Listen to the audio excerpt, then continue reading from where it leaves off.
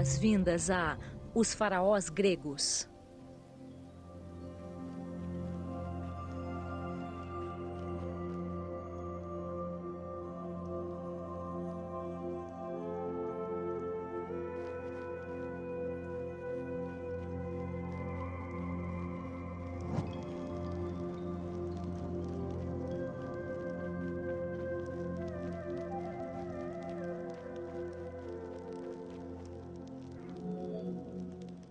Os faraós eram considerados encarnações divinas dos deuses. Como um avatar dos deuses vivendo na Terra, o papel do faraó era preservar valores fundamentais e a harmonia universal, removendo o caos, Isfet, e garantindo que a justiça, Ma'at, prevalecesse. O faraó, por ascendência divina e por meio de várias oferendas, era o vínculo que unia o mundo dos homens ao mundo dos deuses e permitia a manutenção da ordem cósmica.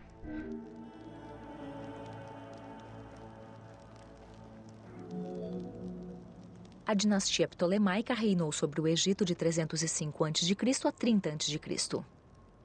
A dinastia era chamada de Ptolemeus de Lagos em reconhecimento ao fundador da dinastia, Ptolemeu Lagos, um general grego e amigo pessoal de Alexandre o Grande.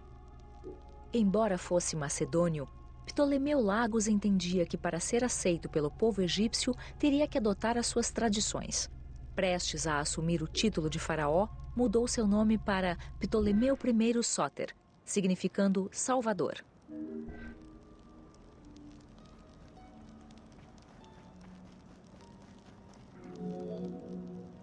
Nascido em 356 a.C., Alexandre o Grande recebeu uma educação precoce sobre assuntos do reino antes de integrar o exército macedônio, onde rapidamente subiu na hierarquia. Após o assassinato de seu pai em 336 a.C., que alguns acreditavam ter sido orquestrado pelo próprio Alexandre, ele se tornou o rei da Macedônia.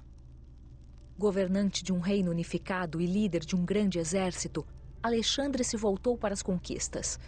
Ansioso para reivindicar as cidades gregas da Ásia Menor, ele enfrentou as forças persas, obtendo vitória após vitória.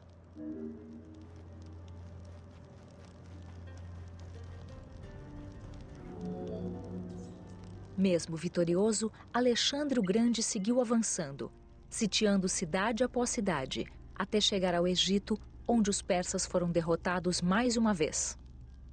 Visto como libertador pelo povo egípcio, Alexandre decidiu se tornar um faraó completo. Ele viajou para Tebas para fazer um sacrifício a Apis, então foi até o oásis de Siuá, onde foi proclamado filho de Amon. Oficialmente faraó do Egito, Alexandre passou grande parte do inverno lá e fundou a cidade de Alexandria. Talvez não por coincidência, o posto de faraó permitiu a Alexandre usar a propaganda para preparar outras conquistas. Ele retomou suas campanhas militares em 331 a.C. No seu leito de morte em 323 a.C., Alexandre o Grande concedeu a satrapia do Egito a Ptolemeu Lagos. Perfeitamente ciente do valor do Egito, Ptolemeu garantiu não apenas a estabilidade das fronteiras do país, mas também seu desenvolvimento econômico e militar. Ao mesmo tempo, ele trabalhou com a elite egípcia para manter a ordem interna do país. Em 305 a.C., Ptolemeu, respeitado tanto no Egito quanto no Mediterrâneo, estava no comando da maior frota do mundo helenístico. Ptolemeu assumiu oficialmente o título de faraó do Egito em janeiro de 304 a.C., no aniversário da morte de Alexandre o Grande.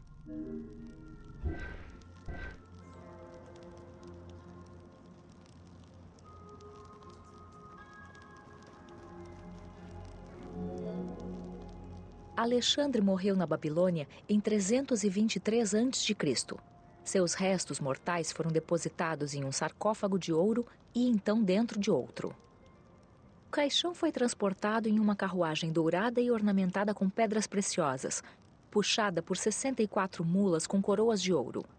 Por ordens de Ptolemeu I, o cortejo fúnebre foi redirecionado a um templo grandioso em Alexandria, construído em homenagem ao conquistador.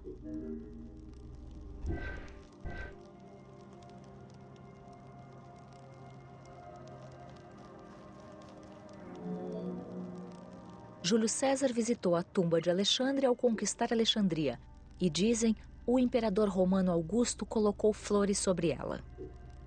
No entanto, embora muitos líderes poderosos tenham alegado tê-la visitado, a localização da tumba desapareceu da história. Alguns relatos afirmam que o caixão dourado foi substituído por um sarcófago de vidro, provavelmente por Ptolomeu X. Também se sugere que Cleópatra tenha saqueado a tumba em um momento de crise financeira.